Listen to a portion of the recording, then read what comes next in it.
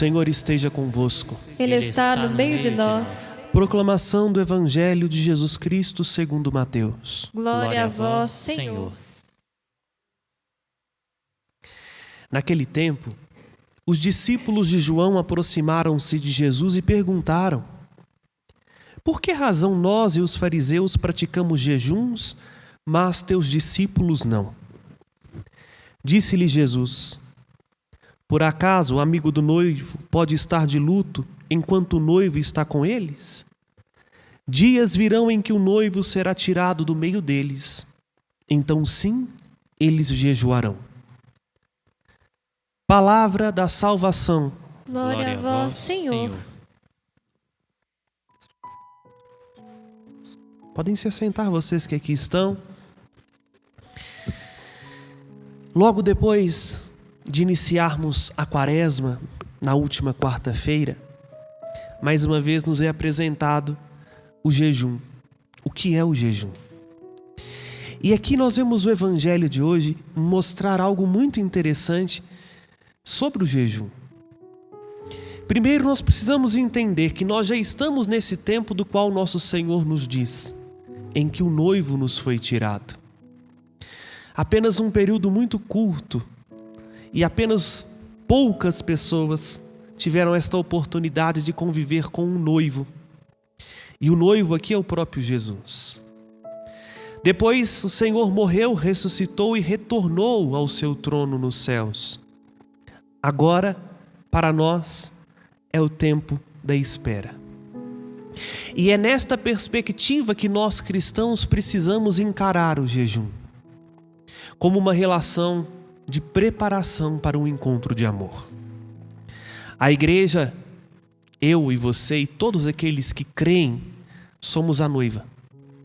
E o Senhor que um dia há de voltar espera nos encontrar ornados, tal como no dia do casamento, a noiva está ornada com as mais belas joias, com os mais belos enfeites para aquela festa nupcial. E os ornamentos que o Senhor espera de nós são estes que o profeta Isaías nos apresentou na primeira leitura. O Senhor quer que nós sejamos ornados com a justiça, com o perdão, com a caridade, com o amor. Porque é isso que o Senhor pede de nós: repartir o pão com o faminto, acolher em casa os pobres e os peregrinos, quando encontrar um nu, cobri-los, não tratar de negócios nos dias do Senhor, converter de coração. O jejum é um modo privilegiado que Deus nos concede de ornar a nossa alma com virtudes. Mas vamos lá, o que é o jejum? O jejum é abster-se do alimento, literalmente. Não existe na tradição católica outra forma de jejuar senão abster-se da comida. A igreja nos propõe obrigatoriamente 2 dias de jejum no ano: a quarta-feira de cinzas e a sexta-feira santa. E acrescido ao jejum, nesses 2 dias, a abstinência da carne. Mas vejam, o jejum não é só nesses 2 dias do ano. Ao longo do ano, nós podemos jejuar. E é louvável que jejuemos, mas a gente precisa entender o porquê jejuamos. O nosso jejum é para nos tornar mais parecidos com Jesus. Mas padre, o que isso tem a ver, né? Eu vou ficar sem comer e como isso vai produzir um efeito na minha alma? Desde que o seu jejum não seja por vaidade ou por soberba, mas que o seu jejum seja por amor a Deus. Toda vez que eu abro mão do alimento, eu mortifico literalmente o meu corpo. A vida depende da comida. Sem comer, o nosso corpo entra em colapso e morre. E a gente abre mão da comida no jejum para mostrar a nós mesmos que nossa vida vale mais do que a comida. E mais, o jejum vai nos ensinando a domar os nossos instintos. Porque quem consegue controlar a boca diz o próprio autor do Eclesiástico, é capaz de controlar todo o seu corpo. Não é fácil, né? A gente vê aí que os médicos propõem dieta para muitas pessoas e no meio do caminho as pessoas se perdem, deixam de lado, porque exige de nós um motivo muito importante para abrir mão da comida, para abrir mão do prazer que temos em nos alimentar. E aí está, o jejum nos santifica, porque eu abro mão da comida que eu tenho direito e que não é pecado. Jejuar não é negar algo que é pecado, isso é dever do cristão. Jejuar é abrir mão da comida que você tem direito. Você tem direito a tomar o café da manhã, você tem o direito a almoçar, você tem o direito a fazer um lanche, você tem o direito ao jantar, mas por amor a Deus e porque você quer ornar a sua alma com alguma virtude, você abre mão de livre e espontânea vontade disso por causa dele. Aí o jejum nos educa. Porque se eu não sou capaz de amar a Deus mais do que um pedaço de pão, como é que eu vou ser capaz de dar a Ele a minha própria vida? Se eu não sou capaz de resistir ao Senhor, por causa do Senhor, à tentação de comer mais do que eu devo no dia de jejum, como é que eu vou resistir a tantas outras tentações que batem à nossa porta, como a ganância, o poder sem medidas, a busca desenfreada pelo prazer? Vejam, o jejum é uma escola de disciplina e que só ganha sentido se é vivido nesta espera pelo noivo. Não é para passar fome simplesmente para sentir fome, é para que eu aprenda a controlar os meus instintos e dependa da graça de Deus até para ser santo. Disse isso na quarta-feira de cinzas, mas repito hoje, porque quando eu jejuo, primeiro eu lembro que se eu tenho o que comer, é por graça de Deus. Até para nos alimentar nós dependemos do Senhor. Ah, padre, mas fui eu que comprei com meu dinheiro, fui eu que plantei a terra. E quem te deu saúde para trabalhar? Quem fez as sementes que você plantou na terra germinar? Quem, de um modo direto ou indireto, fez com que você tivesse o que comer no dia de hoje, senão a providência do Senhor? Por isso que a gente entende que até para alimentar nós dependemos do Senhor. E o jejum também nos educa, porque se está sobrando na minha mesa, está faltando na mesa de alguém. Porque Deus é providente comigo, não só porque eu sou bonzinho, mas Deus é providente com todos. E se está faltando na mesa de alguns, é porque tem outros que estão retendo e acumulando para si. Gosto sempre de dar este exemplo. Uma árvore não dá fruto para uma família só, né? Quem tem uma árvore frondosa dentro de casa sabe o que o pato está dizendo. Quando chega a época de dar fruta, sua família come. E se você não quer desperdiçar, você tem que dar fruta para os vizinhos, para a rua, para o bairro. Porque Deus não fez nada com miséria. Deus fez com fartura. E por que tem gente passando fome? Por causa do meu pecado. O meu pecado avassala não só a minha vida, mas a vida de muita gente. Vejam, o jejum também me compromete com os meus irmãos. Porque não é possível alguém que se diga cristão sentir confortável com a fome. E se dói no meu corpo, eu preciso ajudar aqueles que realmente têm fome. E não porque estão jejuando, mas porque não têm o que comer.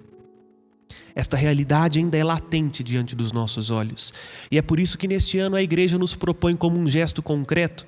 Entendam, a campanha da fraternidade não é para ser vivida dentro da liturgia. Tem muita gente que acha que a campanha da fraternidade sobrepõe a liturgia. É porque não entendeu a dimensão da campanha da fraternidade. A campanha da fraternidade entra um complemento à liturgia. É o que nós vamos fazer da porta da igreja para fora, como um gesto concreto que a quaresma exige de nós. Exige de nós jejum, oração e esmola. A campanha da fraternidade entra na parte da esmola. O que eu dou de mim para o outro. Na nossa dimensão social da fé. E neste ano a igreja no Brasil nos propõe a olhar a questão da fome. A sermos mais sensíveis a pessoas que não têm o digno para comer. Pode até acontecer que muitas pessoas têm uma refeição, mas não é a refeição que sustenta, porque falta naquela refeição nutrientes. Não passou fome no sentido estrito como nós entendemos, porque teve pão o dia inteiro. Mas um pão o dia inteiro não nutre uma pessoa. Entendam. Se nós jejuamos por nós mesmos, o nosso jejum vai causar enjoo no coração de Deus. E é este enjoo que o profeta denuncia na primeira leitura. Quando a gente jejua para acumular mais, não é a Deus que mostramos amor, mas é o dinheiro, é os nossos bens materiais. Quando jejuamos para ter o corpo na moda, não é a Deus que estamos demonstrando nosso amor, mas é um profundo egoísmo, um profundo amor próprio, porque no fundo eu quero ficar bem na fita. O jejum ensina a dobrar não o corpo, mas a dobrar o coração. É por isso que nós precisamos jejuar com mais frequência. Porque quem de nós em sã consciência não tem coisas no coração que precisam ser curvadas diante de Deus? Eu hoje confesso para vocês que quando eu rezava pela manhã e lia este evangelho, eu falava assim, que bonito para mim. Cristão há mais de 27 anos, já na igreja há pelo menos 20 anos, padre há quase 3 anos, e ainda não criei vergonha na minha cara, porque eu não estou jejuando como eu deveria. Porque se eu não controlo a língua que cabe na boca, não é simplesmente por causa do prazer de falar, é porque talvez eu não estou jejuando como eu deveria. Oportunidades não me faltam de converter o coração, falta apenas amor. É por isso que o Senhor nos apresenta o evangelho de hoje. O jejum é a noiva que espera o noivo. É o noivo que, quando se ausenta, a noiva faz de tudo para chamar a sua atenção. A noiva somos eu e você. E fazemos jejum não só porque chegou a época do jejum sagrado, o preceito da igreja, que aliás até já passou. Se formos dizer assim, estritamente na lei canônica, foi na quarta-feira de cinzas. Mas nós somos convidados a fazer algo mais, porque nós precisamos sempre aprimorar-nos mais por amor a Deus. Aí o jejum vai fazer com que a gente agrade o coração do Senhor. E vamos fazer jejum não só por coisas externas, para ganharmos aplausos. Nossa, que bonita Luzia, né? Converteu de verdade, está fazendo jejum, olha lá, ó, que bonito. Tem gente que faz questão de mostrar que faz jejum, né? É por isso que Jesus diz dessas pessoas hipócritas: vocês já ganharam a sua recompensa. Quando você espera ser aplaudido por alguém, quando espera que nem que seja o padre diga parabéns, você está no caminho certo, você já ganhou a sua recompensa. Fazemos jejum não é para ganhar o favor dos homens, é para nos aproximar mais de Deus e nos colocar como Ele espera, humildes e não soberbos. O que é a soberba? A soberba é estar o coração cheio de si. É alguém que se basta. Eu não preciso de Deus, eu não preciso dos outros, porque eu tenho a mim mesmo. Este é o soberbo.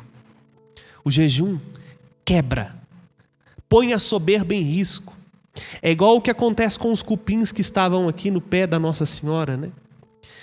Todo mundo sabe, se não, o padre repete, a imagem principal de Nossa Senhora da Piedade, talhada por Aleijadinho, que está todo mundo percebendo que está faltando aqui no presbitério, né? Está lá o espaço dela, mas ela não está aqui, é porque ela está em tratamento. Desde dezembro do ano passado, a imagem e o altar onde ela fica está numa bolha de plástico, onde tirou todo o oxigênio daquela bolha de plástico e encheu esta bolha de plástico com nitrogênio. Por quê? Começamos a identificar cupim, ela é de madeira. Então o que acontece? Eu preciso matar o cupim, senão eu perco a beleza da imagem. Vai comprometer a estrutura da imagem. E vejam, o cupim apareceu aqui, vou tomar este exemplo, não é por descuido nosso. Como é que nós vamos fazer mais? Isso aqui tudo é madeira, né? Mas estamos no meio de um mato, literalmente. Quem está aqui peregrinando consegue ver. À direita, à esquerda, para frente, para trás, tudo é mato. Aí entram, sem que nós percebamos, e eles vão fazendo o que é próprio deles. Comer. Comer a madeira, no caso. Ainda bem que percebemos a tempo. A imagem não foi danificada. O trono, né, onde segura a imagem, sim, está comprometido. Está sendo restaurado. Agora termina essa fase da bolha, que era 60 dias. Aí vem os restauradores para restaurar o trono. E aí sim, tudo bonitinho, Nossa Senhora volta para o lugar.